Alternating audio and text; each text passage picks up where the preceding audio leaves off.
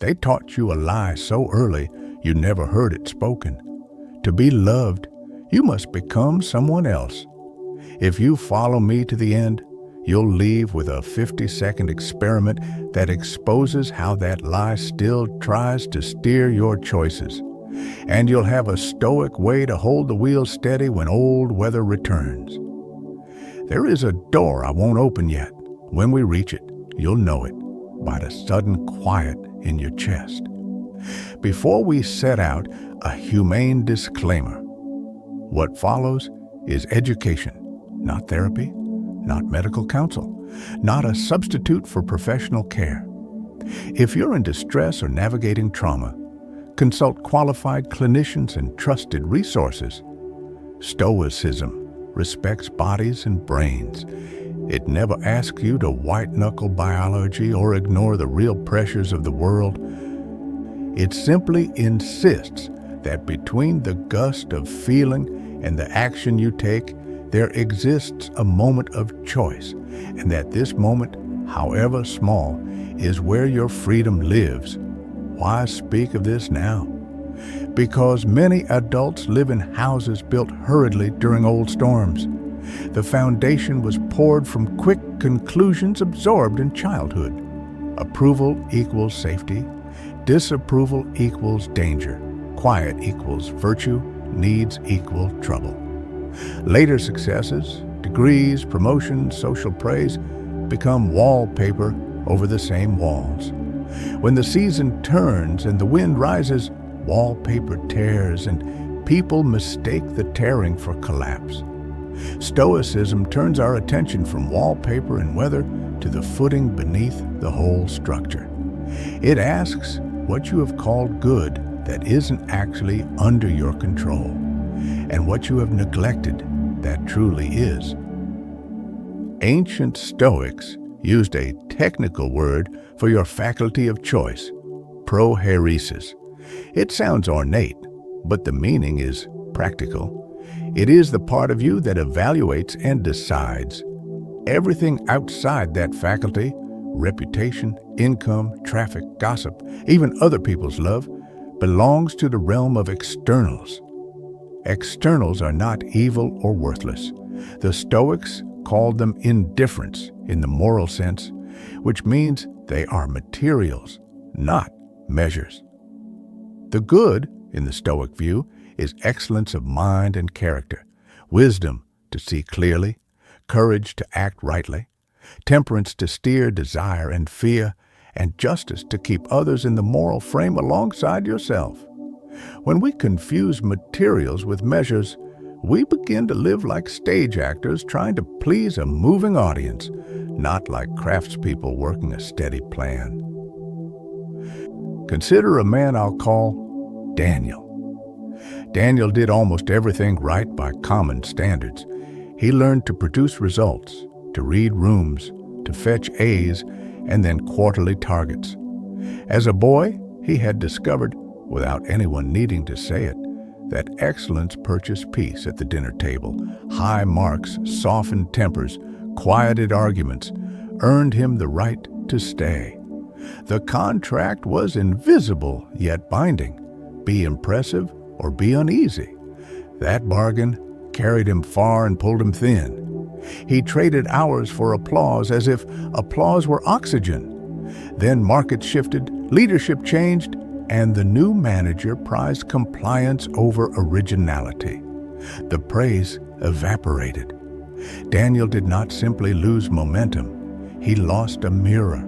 And when you have lived by mirrors, a bare wall feels like catastrophe. People recount this as a story of burnout and unfairness. It is, but it's also a story about foundations. If before the storm Daniel had been practicing an old Stoic habit, pausing when an impression strikes and asking, what exactly happened here and what judgment did I add? He would have noticed a crack long before the wall groaned. The event was the manager's indifference. The judgment was, I am less. Events can sadden. Judgments can sink ships. Epictetus advised us, to suspend our automatic ascent in the first seconds after impact, to keep the gate closed until reason has had a chance to examine the visitor. Modern neuroscience can describe the early surge of the body more precisely than the ancients could, yet the Stoic move still matters. Slow down the agreement your mind makes with the first story. 5 calm breaths. A sentence scribbled in a notebook, a deliberate delay before you speak. These are not heroics. They are the space in which sovereignty survives. In that space, Daniel might have felt the sting and still chosen his standard. Will I measure myself by a manager's expression or by whether I acted with clarity and good faith in the work? I share Daniel's preventable downfall not to shame him, but to map a fault line many of us share. We put the good where our hands cannot reach. We staple our dignity to other people's opinion of our usefulness, then call the staple a heart. Stoicism snips the staple. You still want to be useful. Of course you do, but you stop renting out your moral center to the weekly forecast. Let me introduce someone else, a woman I'll call Maya. Maya apologizes before anyone asks her to. She learned in small rooms that harmony is fragile, and the fastest way to fix it is to pull herself out of the frame. Her radar for micro-tension is extraordinary. She can hear the weather in a breath. In meetings, she withholds her sharpest ideas the moment she senses a frown. No one tells her to disappear. She preemptively trims herself to preserve the peace. Stoicism names the mistake gently and clearly. Maya has misplaced the good. She has installed other people's comfort as the helm of her ship. The Stoic picture is not icy indifference, it is warm proportionality. Another's feelings matter because people matter, yet they do not set the standard of truth or conduct in your heart. You can respect the wind and still steer. Maya's awakening was late, and therefore it taught a hard lesson. Her team presented a safe, bland campaign and lost an important client. Afterward, her manager looked at her, not unkindly, and asked, "Why didn't you say what you saw?" The question drilled past the paint and into the footing. That evening, Maya sat with a blank page and did something simple and rare. She listed what she feared would happen if she spoke honestly. Then she placed each fear beside the Stoic frame. Being disliked is an external. Losing a job is an external. Telling the truth with goodwill is a matter of character. The fears stayed loud, but the helm warmed in her hands. Next meeting, she offered one clear thought in a calm tone, ready for the idea to be rejected without making it a verdict on her worth. There was no cinematic transformation, only a steady series of small proofs. With each attempt, she moved the center of gravity from other people's moods back to her own judgment. Colleagues stopped seeing her as so nice it doesn't matter, and started seeing someone gracious and trustworthy. Stoicism had not made her less kind. It had made her kindness less costly. At this point, someone typically asks how any of this fits with the emotional imprints of early life. The Stoics were not Jungians, and they were not neuroscientists. But they were careful observers of habit and of the way impressions carve channels. They would not tell you to deny that the mind learns patterns early or that the body remembers what words forget. They would caution you, however, against turning patterns into verdicts. A river likes its old bed, yet engineers can cut a new course. Stoicism is not the hunt for a buried true self like a museum relic. It is the craft of building a stable character through countless choices until the new road becomes the familiar one. The work is not to discover a purity that was stolen, but to practice a steadiness that can stand in any weather. Another question often follows. If humans are social creatures, how can love and belonging not be the core of the good? The Stoics used the term orchaiosis to describe our natural orientation toward self-care and community. Friendship, family, citizenship, these are among the most beautiful parts of life, and the Stoics cherished them. But they refused to anchor their moral worth to them. Love is a prevailing wind, not the steering gear. When you make it the helm, you invite any gust to decide your direction. When you keep it as wind, you enjoy its power without surrendering your course.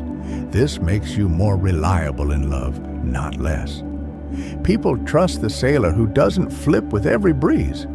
Let's return to architecture because it keeps us from drifting into slogans. Imagine your life as a building with 4 bearing columns: the clarity to separate facts from interpretations, the courage to accept the cost of right action, the temperance to moderate appetite and panic, and the justice to keep the welfare of others in view. Every day, trucks unload materials at your site. Some deliveries are sound, some damaged. You do not build with everything that arrives. You select. They were disappointed in me is a delivery of data. I am worthless is a bag of wet cement you need not pour. They praised me is a decorative finish you may use, but the building will stand without it. A mind trained to choose materials like a master builder does not feel cold. It feels competent. I promised a door. We are close. Before we open it, picture one more life, because the shape of transformation becomes clearer in ordinary details. I'll call him Caleb, and he actually is a builder. His childhood was neither disaster nor idle. It was simply instructional in a way that left him small. Be easy to keep, 'cause no trouble, ask for nothing. He took those lessons into adulthood and built a decent life. Marriage, kids, steady work. From a distance, the blueprint matched the brochure. Yet inside the house, a hinge squeaked. A man who never asked for a day of rest, who shelved a wish to learn drafting software, who did not ask his wife about the loneliness she hinted at because he did not wish to nudge the air. Caleb approached philosophy not broken by crisis, but drawn by a quiet question. If I keep being this easy, will I still be myself? He began with the smallest experiment, and it is the same one I will hand to you. Each morning, before the kids woke, he sat for a minute and wrote a single sentence. What is one thing I will do today that is right, even if someone dislikes it? The first time, he sent an email proposing a safety fix at the site. He expected eye rolls and wrote it with evidence in a calm tone. The next week, he docked his phone in the kitchen during dinner so he could be more present at the table. The next month, he enrolled in an evening course to learn the software he had been circling for years. No fanfare, no speeches, no perfect day. Just small, regular decisions that slowly shifted the weight of his life toward internal standards. 4 months later, accidents on his crew had declined. A year later, he proposed a modest improvement in a bid that saved money without cutting corners. 3 years later, he turned down a lucrative contract that ignored safety laws. Nothing mystical had happened. He had learned how to hold a helm. We can open the door now. It is the 50-second test that will show you whether the lie from childhood is still signing your name on documents you never read. The next time you feel yourself reaching for a mask to earn belonging, trying to shrink, to inflate, to apologize for existing, pause and ask a single question. before you act. Is the move I'm about to make an expression of a virtue or a purchase of immediate comfort? If it's an expression of virtue, truthfulness, fairness, self-command, go ahead and pay the cost one breath at a time. If it's a purchase of comfort, substitute one honest sentence delivered gently and accept whatever comes. Your pulse may quicken, your face may warm. Treat those sensations like wind noise, not instruction. 5 deep breaths, 1 calm sentence, acceptance of the result. That is the test. Do it once and you get a dot on a map. Do it 10 times and you begin to see the shoreline. Do it 100 times and the old contract that tied your worth to performance or compliance looks as quaint as a childhood signature. The document never had power. You didn't grant it. If you think Stoicism sounds slow, you're right. Slow, not sluggish. Slow because habit is geological. Water needs time to cut a canyon. Slow because nervous systems learn by repetition, not by sermon. Slow because virtue is not a brand, but a craft you practice until your hands know it better than your head. The payoff for such slowness is reliability. You don't become a statue. You become someone other people can lean against without wondering which version will show up today. The mind loves neat formulas. The ancient Stoics resisted them for the right reasons. They offered principles, then demanded practice in the mess. They knew that grief hurts and fear shouts and anger wants to be a god. They refused to call pain evil or pleasure good. They kept the moral vocabulary attached to choice. You will still ache if someone leaves you. You will still shake in a difficult conversation. The work is to keep the helm while you shake, to measure yourself against the person you aspire to be, not against the weather you cannot control. When you succeed even once, the lie loses volume. It doesn't need to be killed. It needs to be outvoted. By now you may sense that Stoic compassion doesn't coddle or harden, it calibrates. Be gentle with bodies and strict with stories. Gentle with the nervous system that fires first. Offer it breath, posture, a sip of water, a steady voice. Strict with narratives that invade your authority. Question them. Line them up against facts, virtues, and today's reality. Gentle with other people who also carry childhood contracts they never read. Strict with your own responsibility, since no one else can pour your foundation. A clean Stoic sentence you might adopt is this: no lie has jurisdiction over someone who sees it as an impression and not a verdict. Keep the difference bright and the door stays open. Let's stitch back the threads. The most damaging lie was never printed. It was performed in tiny trades. Be pleasing, not true. Be useful, not whole. Be quiet, not honest. Stoicism is a counter-performance. It teaches you to call events events and not indictments, to weigh your actions against virtues instead of popularity, to let love fill your sails without letting it seize your wheel. This doesn't make life smaller. It makes you capable of larger loves because you aren't bargaining your center away in every exchange. Approval then becomes welcome weather rather than oxygen, and disapproval becomes a gust you can ride rather than a cliff you fall from. Return for a moment to the very first promise. You were told you'd get a simple test and a way to keep steady when old winds return. You have both now. The test is that 50-second pause in which you ask whether you are expressing a virtue or buying relief. The way to steadiness is the practice of choosing materials like a builder instead of swallowing every delivery thrown over your fence. If you want that practice in a sharper form, Try this for the next conversation that matters. Say one true sentence that you would ordinarily swallow to keep everyone calm. Say it kindly and briefly, and then accept all outcomes as compatible with your dignity.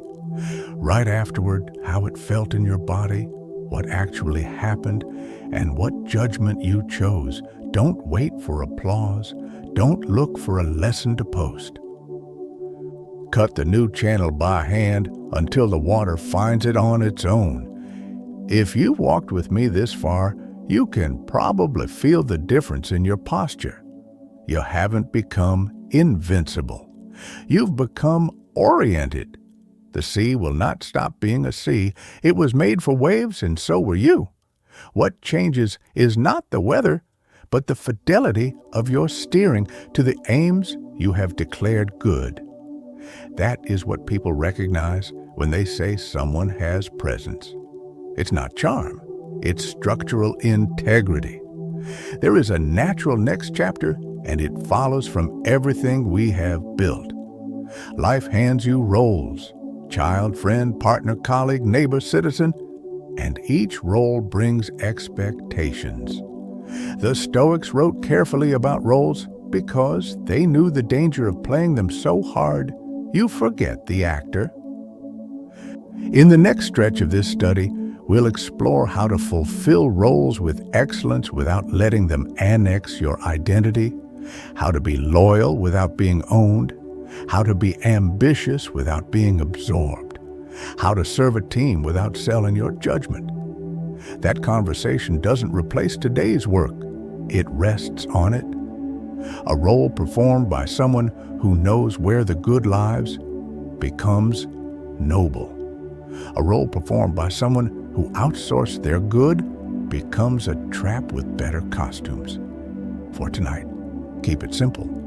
Notice the moment when you reach for the old mask. Place a hand flat on the table as a captain would on a wheel. Ask the question you now know. Is this virtue or is this a purchase? Choose calmly, as if your choice were another brick in a foundation you plan to trust for decades, because it is. Then live with the consequence decisively and kindly. That is how a human being becomes whole without pretending the past didn't happen. That is how a mind returns from exile. That is how a life stops being an argument with the wind and becomes a voyage you can name.